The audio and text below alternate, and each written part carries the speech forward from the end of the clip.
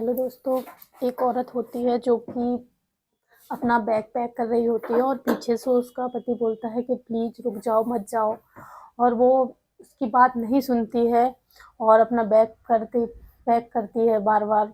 और इधर सामान जो भी उसका सामान था इधर-उधर से बटोरती है और बाहर निकल जाती है। उसका पति जैसे पीछे से आता है दोस्तों, उसका हाथ पकड़ता है और वो हाथ पकड़ता है कि प्लीज़ मत जाओ, तुम तो मेरे बिना रह लोगी, मैं कैसे तुम्हारे बिना रह पाऊँगा और प्लीज़ समझो और मत जाओ, मत जाओ। तो वो उसको इतने ज़ोर से हाथ झटकती है और उसकी बात नहीं सुनती और चली जाती है। उसके पीछे-पीछे 2 छोटे-छोटे बच्चे होते हैं, वो भी चले जाते हैं और उसको पता नहीं होता कि शायद हम अपने पिताजी से या अपने पापा से हमेशा के लिए दूर जा रहे हैं। क्योंकि उनको तो घूमने का था कि हम कहीं घूमने जा रहे हैं और वो उसका पति बोलता है कि प्लीज़ एक बच्चा तो मुझे दे जाओ जिसके भरोसे मैं रह सकूँ और अपना आगे का जीवन मतलब बिता सकूँ। वो नहीं सुनती और अपने दोनों को बच्चे के लेके गाड़ी में बैठ जाती है और उसका पति दौड़ के जाता है छत पे और देखता है कि शायद कुछ सामान रह गया हो दोस्तों, जिसकी वज़ह से गाड़ी वापस आए और शायद मुझे थोड़ा-सा मौका और मिल जाए समझाने का, जिसकी वज़ह से हम दोनों का रिश्ता टूटे ना आज। तो ऐसे करके वो चली जाती है। तो हेलो फ्रेंड्स, कैसे हैं आप सब? आई होप सब बहुत अच्छे होंगे। आपसे फिर से वही रिक्वेस्ट कि अगर अभी तक आपने मेरे चैनल को लाइक, कमेंट, सब्सक्राइब नहीं किया है तो प्लीज़ कर लें, जिससे मेरा हौसला और बढ़ता रहे और मैं आपके लिए इससे अच्छी-अच्छी कहानियाँ लाती रहूँ।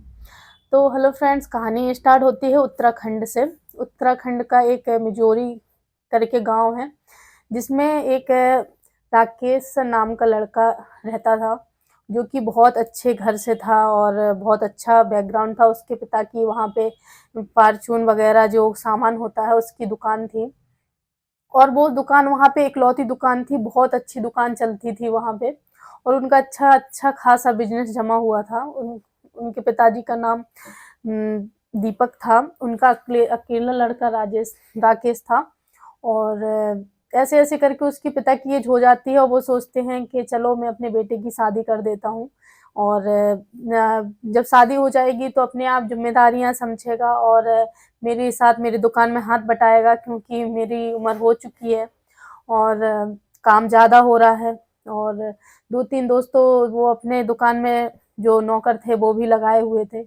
तो ऐसे-ऐसे करके एक उत्तराखंड के पास के नीचे एक गाँव था, वहाँ पे शादी करते हैं, उसके लिए लड़की ढूँढते हैं। तो एक सरिता नाम की लड़की होती है, उससे उसकी शादी हो जाती है, बहुत धूमधाम से शादी होती है और सरिता बहू बन के घर आती है। और जो राकेश था, वो अपने मतलब पत्नी में इतना सरिता में इतना बिज़ी हो जाता है कि जो उसके पिता ने जिस वज़ह से शादी की थी कि ये दुकान में हाथ बटाएगा और मेरे थोड़ा जो भार है मुझसे कम होगा और ये दुकानदारी सीखेगा और बड़े-बड़े ग्राहकों से मिलेगा, उनसे जान-पहचान बनाएगी, जिससे मेरे जाने के बाद इसको कोई दिक्कत ना हो। पर वो उस चीज़ को नहीं समझता और वो अपने परिवार में लग जाता है पत्नी और 2014 में उसकी शादी होती है और 1 साल बाद उसको एक लड़का होता है। फिर 2-3 साल बाद उसकी लड़की होती है। ऐसे-ऐसे करके एक लड़का, एक लड़की हो जाती है और वो दोनों में इतना ज़्यादा उलझ जाता है कि वो अपने जो पिता के कहे हुए रास्ते पे या दुकान पे बिल्कुल आना-जाना बिल्कुल बंद कर देता है। घर से पत्नी, बच्चे बस इन्हीं में उलझा रहता है। ऐसे-ऐसे करके दोस्तों समय बीतता जाता है और 2018 आ जाता है।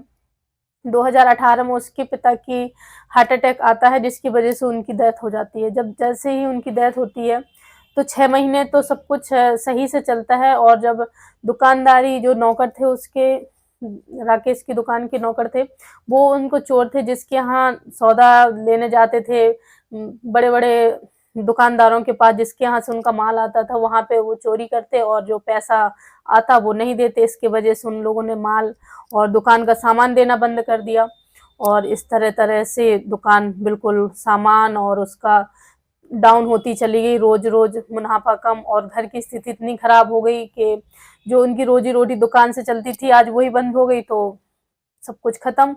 इसको सरिता देखती है कि आज इन राकेश के घर में कुछ नहीं है, तो उसके जो भैया-भाभी थे, भाई थे, माँ थी, उसको कहते हैं कि तुम राकेश तुम ऐसा करो दुकान बेच दो, जिसकी वज़ह से कुछ पैसे आ जाएँगे और तुम्हारा चलेगा। तो वो बोलता है कि ये मेरे पापा की निशानी है, मैं कैसे बेच दूँ? यही हमारी रोज़ी-रोटी है। और यही चली जाएगी, फिर हम आगे क्या करेंगे, कैसे खाएंगे। तो वो जब वो नहीं मानता दुकान बेचने के लिए, तो उसको लड़की को, सरिता को, अपनी लड़की को बोलते हैं कि तुम इसको छोड़ के तलाक दे के चली आओ। और ऐसे ऐसे करके बात इतनी बढ़ जाती है कि तलाक तक बात आती है दोस्तों।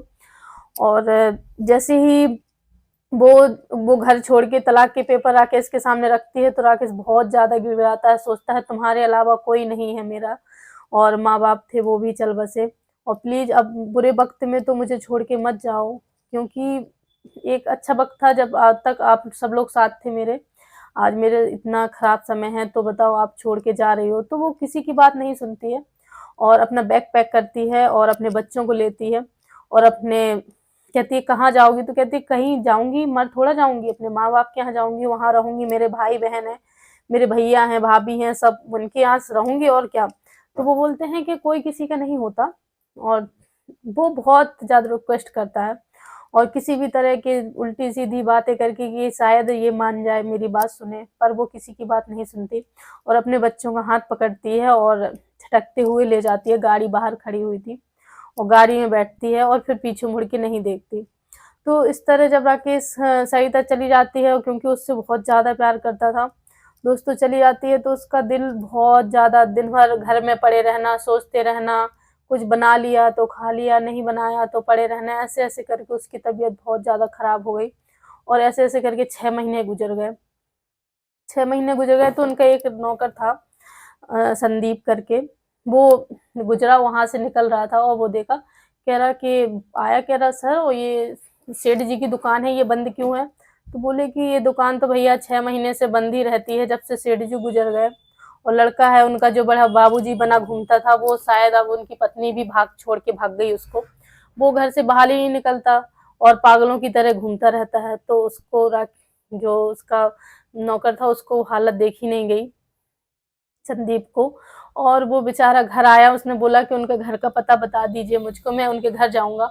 और वो घर आता है, तो उसको देखता है, तो दोनों एक दूसरे को लिपट के रोने लगते हैं, कहते हैं ये क्या हो गया, और ये सब हालत कैसी हुई। तो वो सब कुछ अपना बताता है कि पिताजी के गुजरने के बाद ऐसा ऐसा समय आया, और आज ऐसा समय है कि मेरे पास कुछ नहीं है, और जब कुछ नहीं है तो मुझे पत्नी भी छोड़ के चली गई, मेरे बच्चे भी, आज मुझे बच्चों की बहुत याद आती है, और आज मैं घर में बिल्कुल अकेला हूँ। तो बोलता है कि सबसे पहले चलो मैं तुम्हारा इलाज कराता हूँ, क्योंकि जो उसका नौकर था, उस वो घर सेठ जी के यहाँ 2013-14 में उसी टाइम पे काम करता था, जब उनकी शादी हुई थी। तो उनके जो भाई थे नौकर के, 2-3-4 भाई थे, तो उनमें बंटवारा हुआ, तो वो घर चला गया था। और जब घर में इतना अच्छा धंधा पानी नहीं मिला, तो वो फिर से वापस आ गया कि चलो साहब अच्छी तो पगार देते थे जिससे मेरा घर चलता था, चलो साहब के पास ही चलते हैं।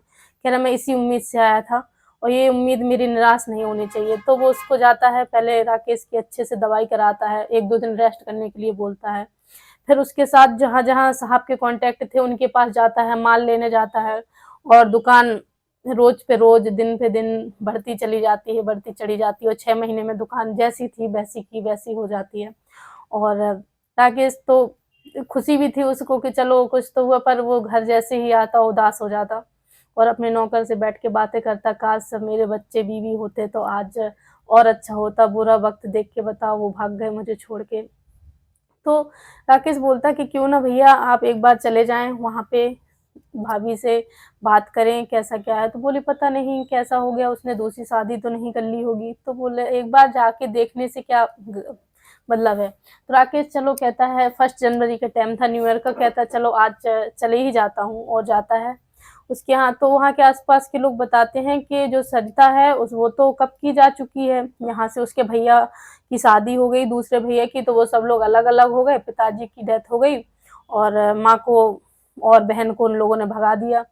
तो कहते कहाँ रहती है, तो उनने पता बताया कि, और ये टीला है, टीला के ऊपर एक स्कूल है, उसी के पास एक गांव छोटा सा है, वहां पे रहती है। तो वो वहां पे जाता है और देखता है सरिता को। तो जो गुड़िया थी वो 13-14 साल की ऐसे हो जाती है, और जो बच्चा था वो 9 साल का हो जाता है। जब देखते हैं तो बच्चा है वो तो पहचान लेता है जो, और सरिता भी देखती है तो देखते रह जाती है, और कहती है कि इतने दिन बाद आप कैसे आए। तो वो बोलती है कि मतलब ये पूछ रहे हो इतने दिन बाद कैसे आए, क्या हुआ कुछ, और तुम्हारी ये हालत कैसे हुई। तो बोलती है कि पापा के जाने के बाद माँ को ये लोग ज़िम्मेदार मान रहे थे, हम लोगों को भी बोझ समझ रहे थे, तो मैं अपनी माँ को लेके आ गई और इसी स्कूल में पढ़ाती हूँ, जिस स्कूल में मेरे बच्चे पढ़ते हैं उसी स्कूल में पढ़ाती हूँ, जिससे हमारी रोजी-रोटी चल जाती है आराम से और बच्चे भी पढ़ते हैं। तो बोलते हैं कि इतना सब कुछ होने के बाद तुम फिर भी नहीं आई, तो बोला कि किस मुँह से आती, मैं ऐसे छोड़ के आई थी आपको, किस उससे जवाब देती, कैसे आती? तो बोलते हैं चलो कोई बात नहीं, जो हुआ समय था निकल गया, अब चलो घर चलो। तो बोलती है कि चलो ठीक है, दोनों बच्चों को लेती है और अपनी माँ को लेती है, गाड़ी में बैठती है। जैसे ही गाड़ी गुजरती है वहाँ से, दुकान उसकी बीच ही में पड़ती थी, दुकान को देखती है तो फिर से ग्राहकों की भीड़ लगी हुई थी और पूरा दुकान फिर से पूरी जिस तरह उसके पिताजी के समय पे चलती थी वैसे ही दुकान चल रही थी। वो देख के खुश होती है और फिर से हँसी-खुशी दोनों परिवार एक हो जाते हैं और अच्छे से रहते हैं और बच्चे और पिता और उसकी पत्नी आज फिर से एक हो जाते हैं। तो दोस्तों, समय सबका खराब होता है और ऐसे कभी बुरे समय में किसी को छोड़ के नहीं जाना चाहिए, उसको थोड़ा-सा टाइम, समय सब कुछ देना चाहिए क्योंकि अच्छा-बुरा समय दोनों का साथ है। तो आपको कहानी कैसी लगी? अच्छी लगी हो तो प्लीज़ चैनल को लाइक, कमेंट, सब्सक्राइब करना मत भूलिए। मिलते हैं नेक्स्ट कहानी के साथ, तब तक के लिए बाय बाय।